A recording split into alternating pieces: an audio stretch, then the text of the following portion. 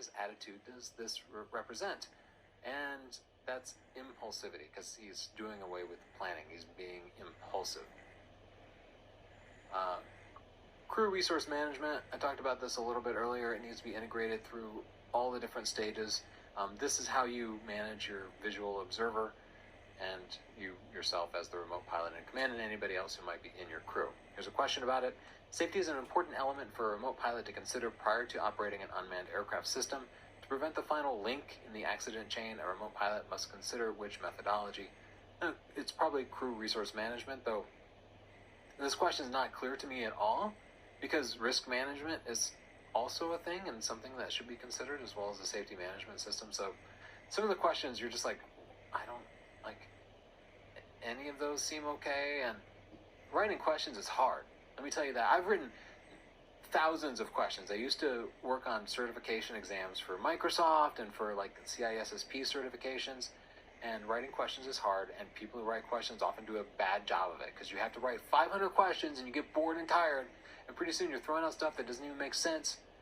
That's one of those questions that just doesn't make sense. So I'm sorry, you'll have to see that. When adapting crew resource management concepts to the operation of a small drone, CRM must be integrated into, and again, they don't want, it's all phases of the operation, because they will always err on the side of being too safe.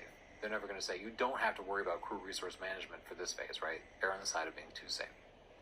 Another local TV station has hired you to fly their drone. They've had a bunch of near misses and a couple of accidents.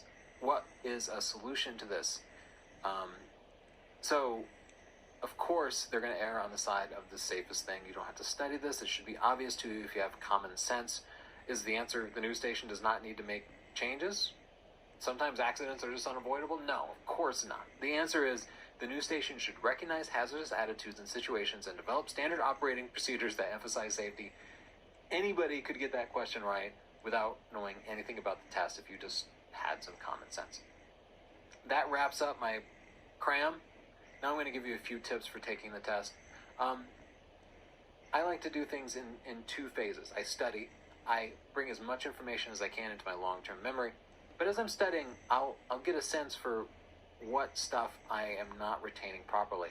And I will write that down in a little personal study guide for myself. All the stuff I can't remember. And for that, I cram. And I will arrive at the testing facility usually about 30 minutes before I need to walk through the door. And in those 30 minutes, I will just be looking at those little facts and trying to get them in my head, at least into my short-term memory.